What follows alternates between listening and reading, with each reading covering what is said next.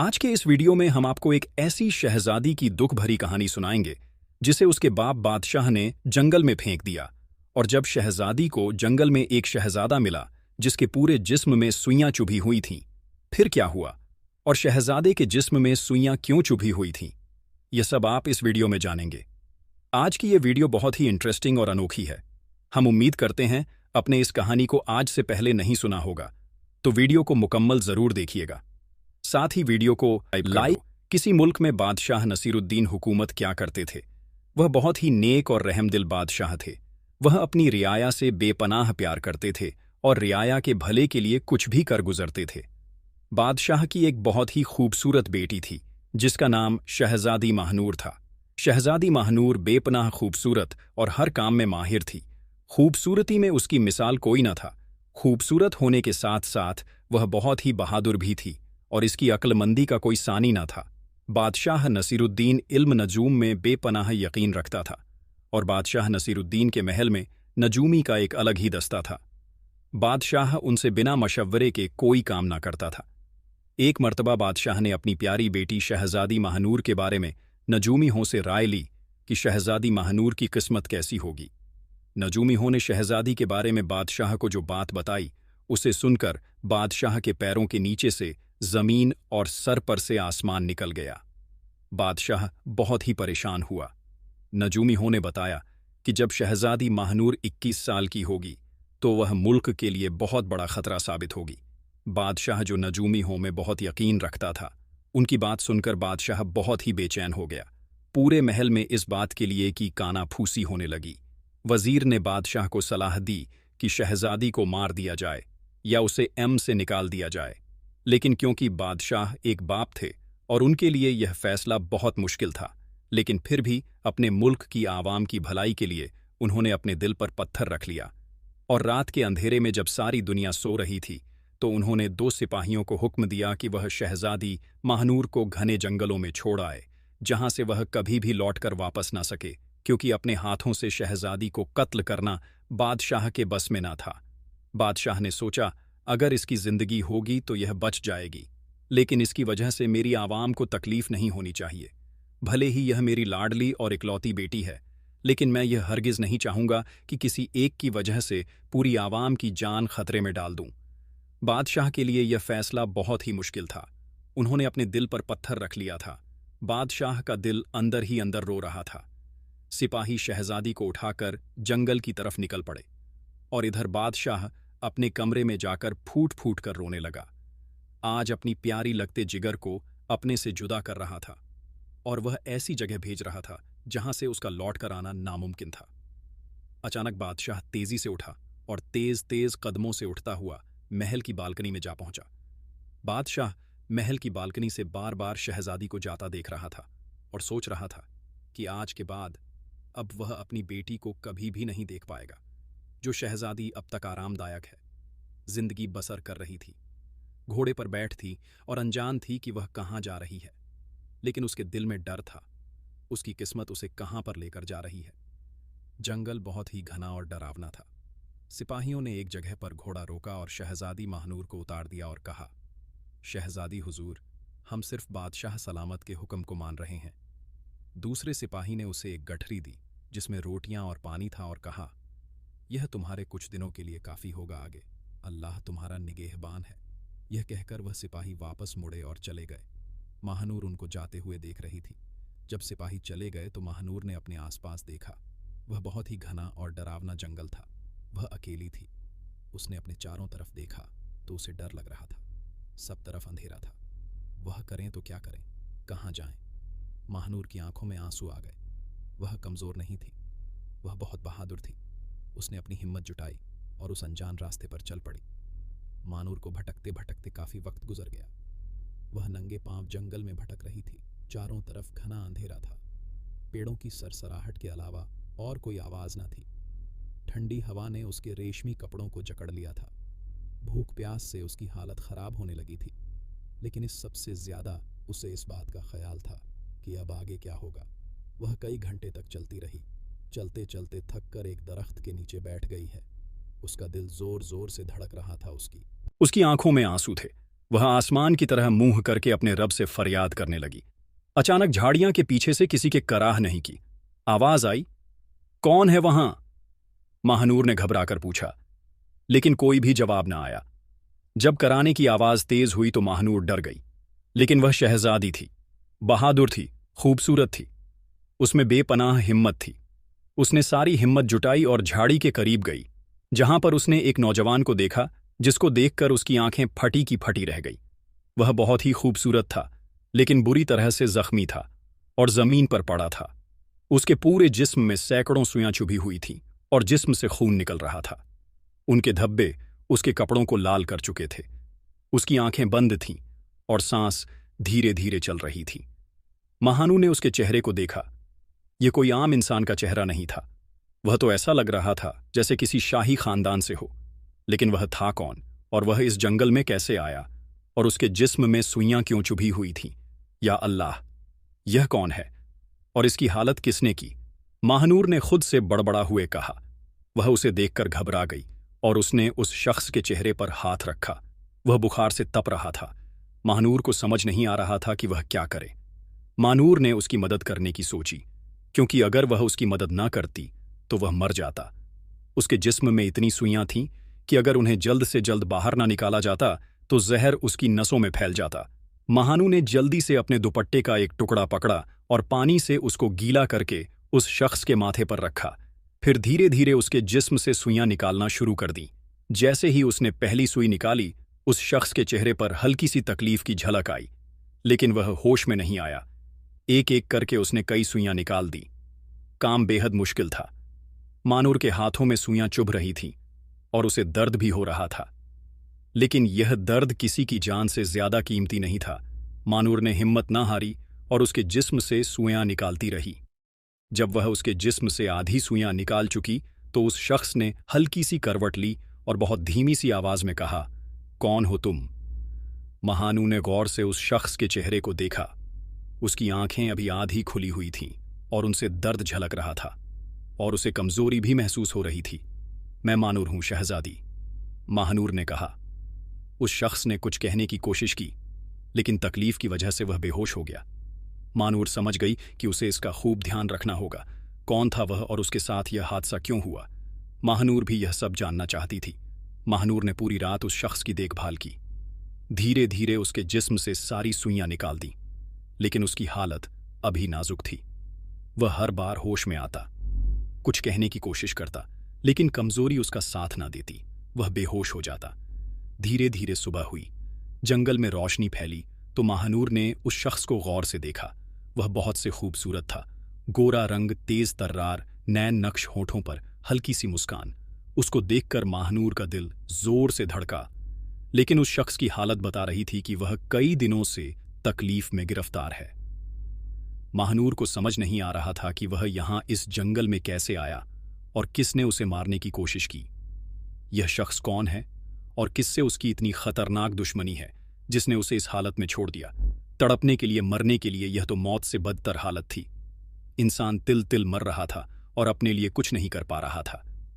तभी उस शख्स ने हल्की सी आवाज में कहा, पानी। महानूर ने जल्दी से अपनी गठरी खोली और उसमें से पानी निकालकर उस शख्स के होठों से लगाया। वह थोड़ा सा पानी पीते ही हाँफ लगा, लेकिन उसके चेहरे पर थोड़ी सी जान आई। तुम कौन हो? महानूर ने उससे कहा। उस शख्स ने अपनी आधी आंखें खोलकर महानूर को देखा, जैसे उसका शुक्र अदा कर रहा हो, और उसने बहुत ही हल्की आवाज में कहा, मेरा नाम शहजादा इलियास है। महानूर चौंक गई तो यह शख्स एक शहजादा था, लेकिन फिर यह इस जंगल में कैसे आया? महानूर ने अपने दिल में सोचा। महानूर ने उसे कहा, तुम्हारी यह हालत किसने की है? शहजाद इलियास ने गहरी सांस ली। उसे अभी भी कमजोरी महसूस हो रही थी और उसने धीमी आवाज में कहना शुरू किया, ये सब एक जादू की वजह से हुआ है। मान की आंखें हैरानी से फट गईं।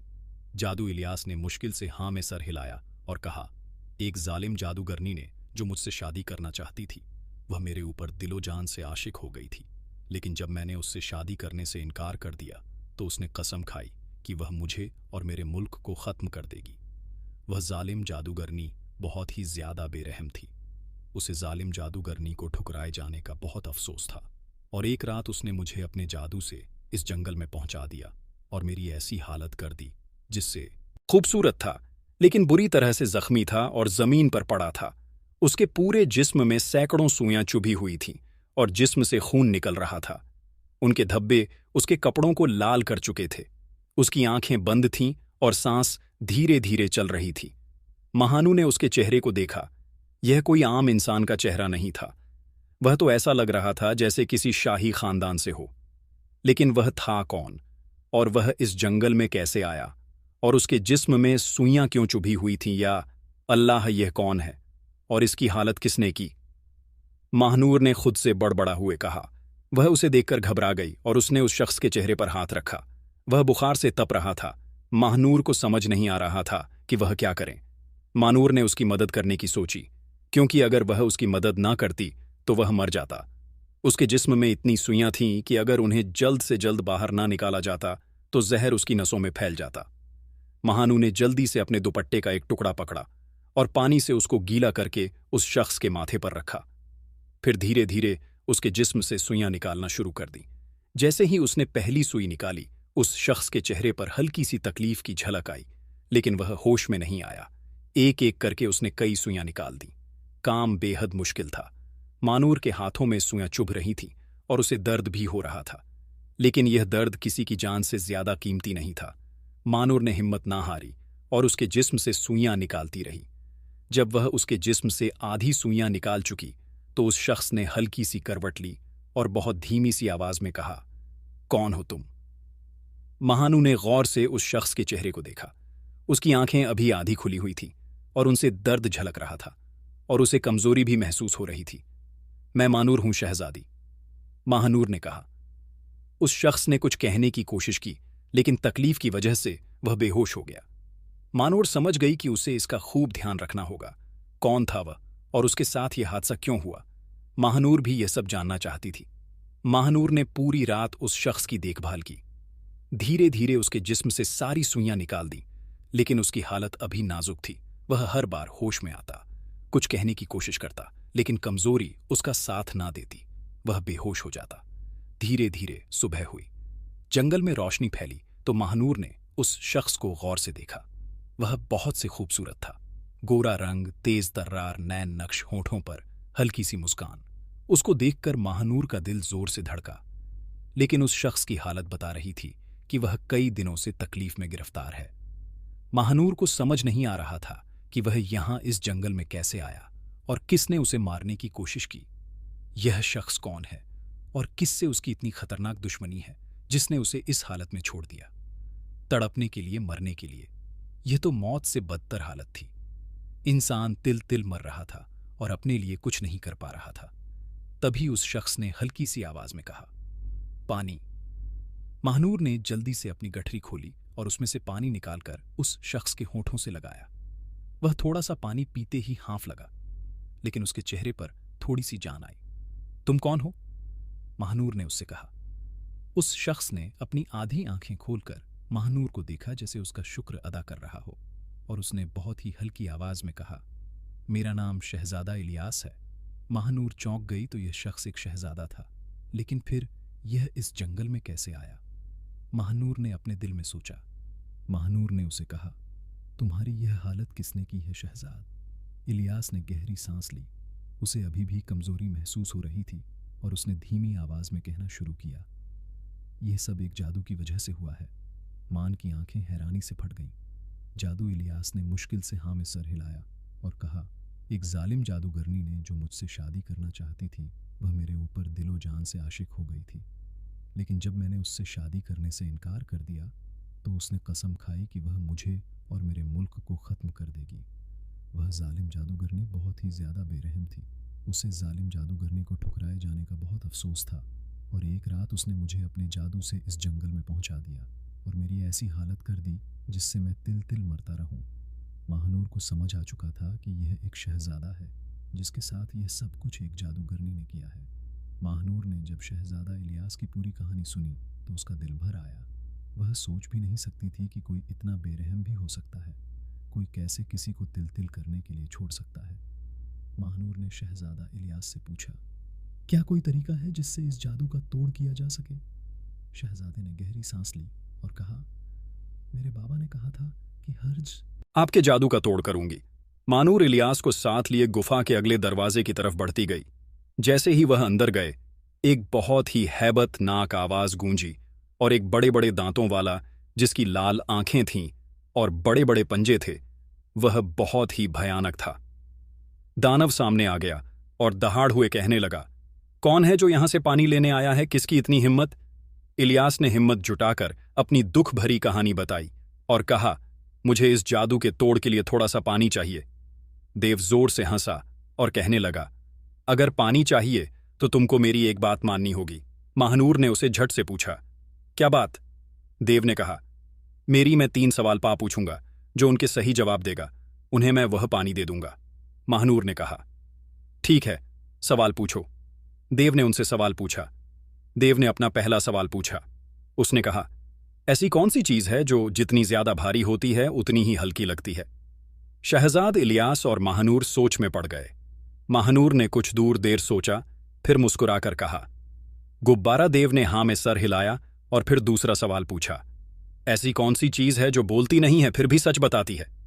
इलियास ने उसी वक्त जवाब दिया। आईना देव का काफी परेशान हो गया और सोचने लगा कि दोनों सवालों के जवाब आसानी से बता दिए। इनसे कोई बेहद मुश्किल सवाल पूछना चाहिए।